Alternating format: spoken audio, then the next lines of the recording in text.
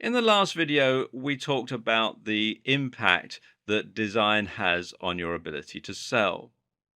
But this is actually only one of the tricks that you have up your sleeve. Also available is your ability to alter the pricing and to add smart descriptions to your store. This can not only make your items more affordable and therefore increase the number of people who can and will spring the cash for them, but it can actually have a range of subtle psychological effects as well. Let's talk about some pricing strategies. And a good one is special offers and deals, or also scarcity. And a special offer is a great way to encourage more people to buy your products. And if you price this offer correctly, then the increase in turnover should also help to increase your profits. In other words, you might lose out on each individual item, but by selling more items, you can still increase overall earnings. But special offers and deals also have another effect. They introduce time pressure. People know offers last only for a finite amount of time, and thus, by introducing special offers and deals, you'll automatically make people want to buy more quickly instead of going away to think about it. This in turn is very valuable for you. Why? Because people are most likely to buy things when they act impulsively. People buy most of the time based on emotion, not reason. So if you can get them to act quickly, they'll be much more likely to spend the cash than if you give them time to go away and mull it over.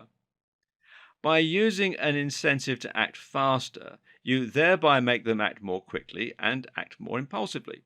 And as such, they'll be much more likely to buy from you. Another way to make your audience act quicker is to make the products limited in stock. This creates scarcity, and in doing that, in turn, also makes your items more valuable and thus desirable. People want things that no one else can have. We talked about color contrast earlier and making your products physically stand out on your digital shelf.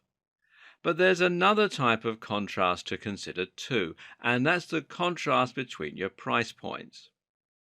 Whether we like it or not, our brains tend to automatically judge the value of something by comparing and contrasting it with other things. Something expensive only seems expensive, often, insofar as it is expensive compared to other things. What this means is that you can easily make something look a lot more affordable by putting it next to something very expensive. And at the same time, doing this can also help make the expensive items seem more premium and thereby luxury and desirable. And furthermore, this means you'll have more luck selling point of sale options and upselling when the customer is already spending more. When someone is spending $500 on your website, they won't think much about adding $10 extra for a discounted product. But if they're only spending $5, then they'll be unlikely to want to add another $10 to the order. Think about this when choosing what to upsell and how to utilize POS.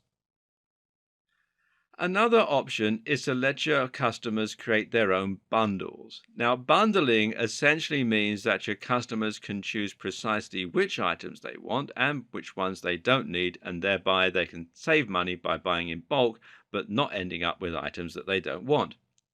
Bundling is very effective because it ensures that you have at least one option for every type of buyer. At the same time, it makes people feel as though they're getting a better deal while actually encouraging them to spend more in your store. It's a genuine win-win scenario. When pricing your products, you might decide to include a high ticket item that will land you a large amount of profit per sale. The aim is that just a couple of sales of this item will be enough to keep you in profit, and in this regard, you might actually use your other products in order to encourage sales of those high ticket items. For example, if you sell a lot of expensive products, consider adding something cheap so your customers can get used to shopping with you in a low risk manner. This way, you can overcome the barrier to sale so that all you have left to do is encourage your visitors to spend the money on that product. Another thing that can make a big difference is the way you write descriptions for your products. Here, your objective is to make sure that people act on impulse and are moved to spend money right there and then rather than going away to think about it. To that end, good persuasive writing for sales will need to focus on the emotional aspect of the product, and this means that you're going to emphasize the value proposition. A value proposition basically describes how a product will improve someone's life. In other words, don't just look at the sum of the parts, but what people actually want to gain from spending the money. For example, people don't buy dumbbells because they need something heavy. People buy dumbbells because they want to be strong, toned, healthy, attractive, and confident. This is what you need to emphasize in your pitch because it will ensure that your prospective customers start imagining what life could be like after they've purchased your item. Meanwhile, try to get people to imagine what your product will be like to own. Companies like Apple always use words like feel and touch a lot, and emphasize how quickly they can get their hands on it. Finally, there's split testing. We've seen how color, layout, and even wording can improve the effectiveness of your store and help you to get more sales. If you get all this right, then you'll be improving your optimization to increase conversions. But the question is how to know if everything that you're doing is working. And to answer that question, you can use something called split testing.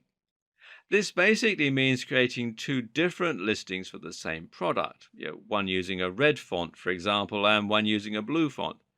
You then observe how each listing performs over time and ultimately compare the results to see which design got the most sales. Once you have your answer, you adopt the winning change, and this way you can evolve your site over time until it's perfectly optimized to convert the highest percentage of visitors possible into paying customers.